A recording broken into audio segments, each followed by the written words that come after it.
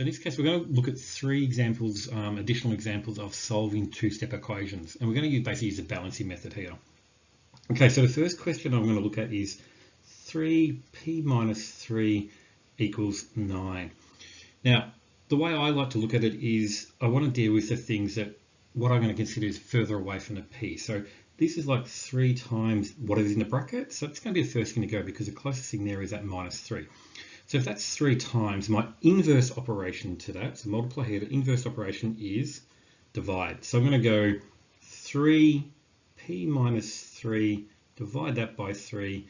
Then I'm going to go 9, divide that by 3. So those two cancel out, and this equals 3. So I'm going to write p minus 3 equals 3 like that.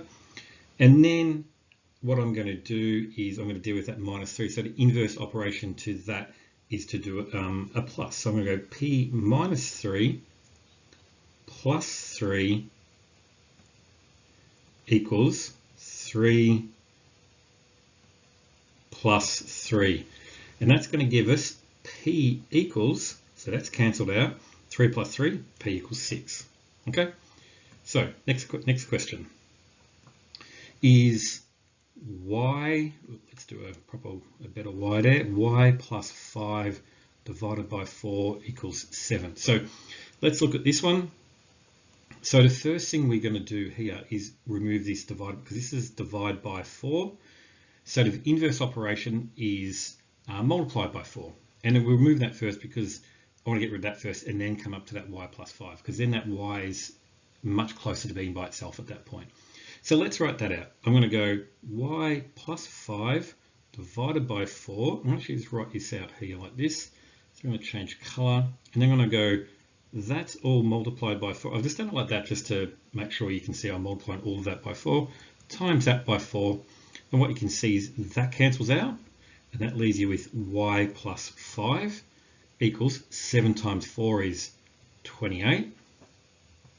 So our next bit is to go y plus 5, and let's write this out again like this. And then y plus 5, the inverse operation to that is minus 5, because remember plus, and then the inverse is the minus. I'm going to go minus 5 over there.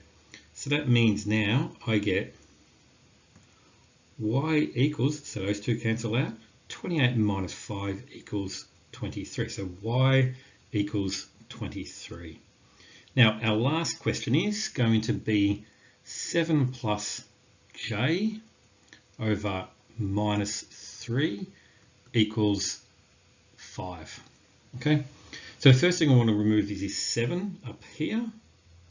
Okay, and that's plus 7, basically when it's got no sign in front it means plus 7. So what I want to do is I want to write out is like this 7. I'm going to type in minus 7 because the inverse operation to that plus 7 is minus 7. Then I'm going to write plus j divided by minus 3 equals 5 minus 7. Okay, now what that means I get left with, that cancels out. I get with j, that's a j, divided by minus 3 equals minus 2. So now we've got two negatives here. So what we need to keep in mind, what's the operation we're going to do? So this is divide by here. So remember, the opposite operation divide is went the wrong way there. For this one here is multiply. So I'm going to multiply both sides by minus 3.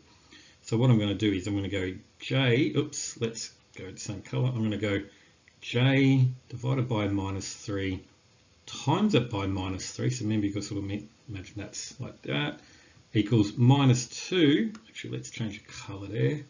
So it makes it minus 3 times minus 3. So those two cancel out, and I get this with j equals minus 2 times minus 3. So when I multiply two negatives, I'm going to get a positive. So the answer here is going to be j equals 6.